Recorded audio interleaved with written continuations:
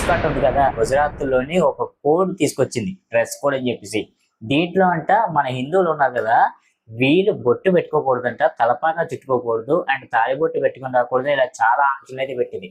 అయినా సరే ఒక ఎంప్లాయీ తన మాట వింటలేదని చెప్పేసి జాబ్ నుంచి తీసేయడం తెలిసింది. సో ఇది ఆ నోట ఈ నోట మన హిందువులకి పాకింది. తర్వాత వాళ్ళు ఏం చేశారో చూడండి.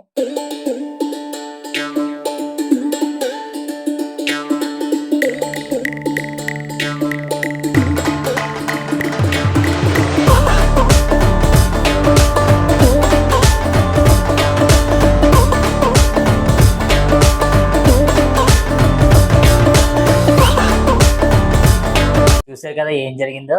అంతేకాకుండా ఆ షాప్ లోకి వెళ్ళి హిందువులు ఎవరైతే ఉన్నారో వాళ్ళకి బొట్లు పెట్టి జై శ్రీరామ్ అని గట్టిగా అరిచారు.